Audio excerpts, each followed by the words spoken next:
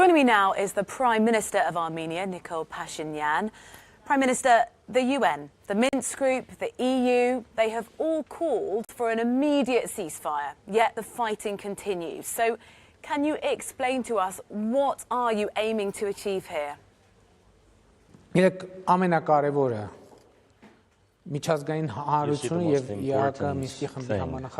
international community and the OSCE Minsk Group co-chairs needed to acknowledge what has been happening. We have welcomed and commended the OSCE Minsk Group co-chair countries, presidents and foreign affairs ministers' statement.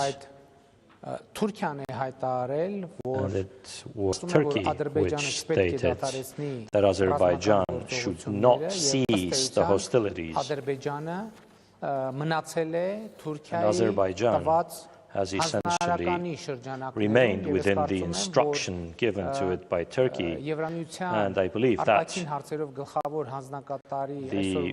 the statement today by the EU Commissioner for External Affairs or Foreign Affairs confirms this, as in the conflict zone we have terrorist groups fighting on the side of Azerbaijan which are involved in the hostilities. They were recruited and transported to the conflict zone, to the zone of hostilities by Turkey. And taking into consideration the fact that the Armenians of Nagorno-Karabakh right now, as we speak, are under an existential threat. All towns and villages in Nagorno-Karabakh, including Stepanakert, the capital city, are constantly being hit with rockets, missiles. I think the international community should decisively act now and recognize the independence of Nagorno-Karabakh. Azerbaijan's defense ministry have said that your forces are shelling some of its towns. We must be clear that there are civilian casualties on both sides of this. I'd like to understand, are you pursuing peace? Absolutely, because first of all, it was the Defense Army of Nagorno-Karabakh which struck, and the Defense Ministry of Nagorno-Karabakh clearly explained that the response strikes had to be made because nothing else was possible. It was the only way to try to stop the rocket attacks, the missile attacks unleashed by Azerbaijan again. There is no consensus from either side for who is responsible for the violence starting again on the 27th of September. You made a statement last year, your foreign minister, that you were going to prepare populations for peace. That is not what we're seeing. I'd like to understand to what extent you feel emboldened or at least supported to act, because perhaps you feel that you are supported from Russia. To what extent is that driving some of your decisions and actions? Peace has always been our primary and ultimate goal.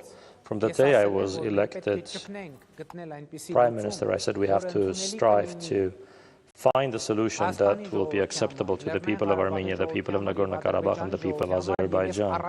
And I am the first leader involved in the negotiations who officially says any solution must be acceptable to the people of the other side as well. The whole problem is that Azerbaijan does not and has not accepted, officially has not accepted this formula.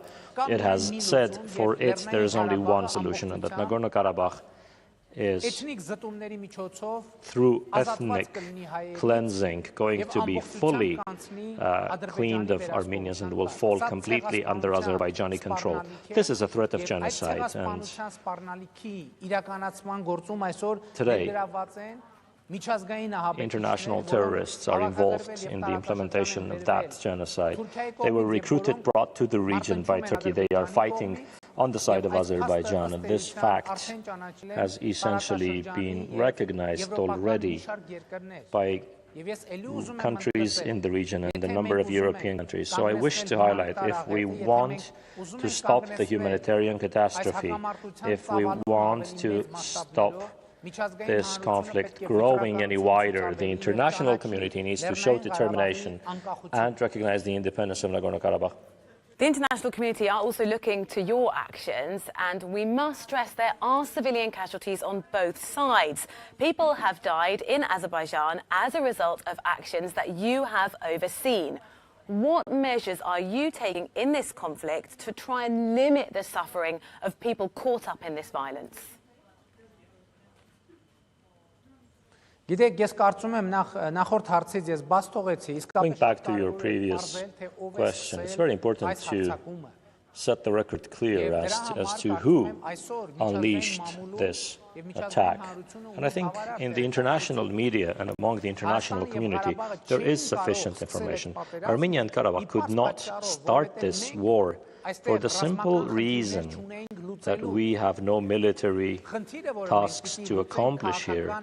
The task we have Prime Minister, I'm sorry is a to political interject, one. but what about what Azerbaijan happens is the one next? which in the How last are you going to 15 take a years, course of and in the last action? 15 days, allow me to finish, and in the 15 days preceding the war, and I am answering your question, if you will give me a minute, please.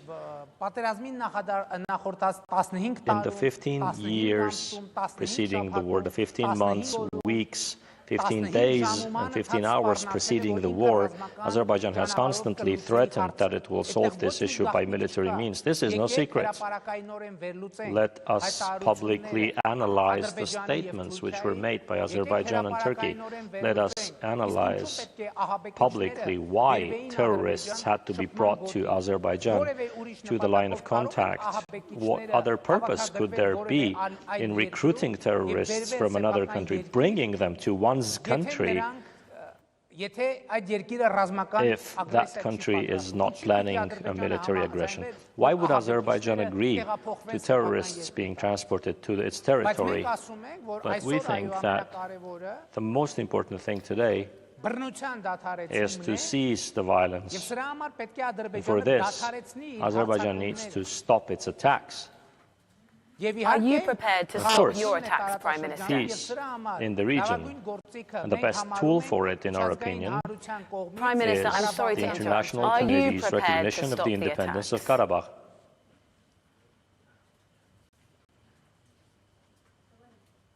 Karabakh. Yes, of course. Բայց հասկանում եք, սա չի նշանակում, որ մենք This does not mean կանգնենք եւ մեզ that we would stop and then they would come and commit genocide of our people. We have not attacked anyone. Our actions and the actions of Karabakh are only in self-defense. We have not had and do not have the purpose of killing anyone. Our only purpose is to protect the Armenian people from another genocide. It is a self-defense purpose. What would be an acceptable resolution for you? Is there a different way of finding a resolution to this conflict which doesn't involve violence? Our position has been and remains that the Karabakh issue cannot be solved through violence. Any solution cannot be achieved through violence. But Azerbaijan's policy has been a plan to violently solve the Karabakh issue. Armenia has always been ready for compromise. Azerbaijan is the one which does not in any way want any compromise. They do not want compromise. Their only solution is that the Armenians of Karabakh, who always have been 80+% of the population of Karabakh, should be displaced, and Nagorno-Karabakh, through ethnic cleansing, be freed of Armenians to become a non-Armenian inhabited area. But people cannot just leave their thousands of years homeland just because Azerbaijan so demands. They have the right to self-defense, and they shall engage in self-defense. In addition to self-defense, there is no other aim for Nagorno-Karabakh here. Prime Minister Nikol Pashinyan, thank you very much for your time. Yes, I'm sure.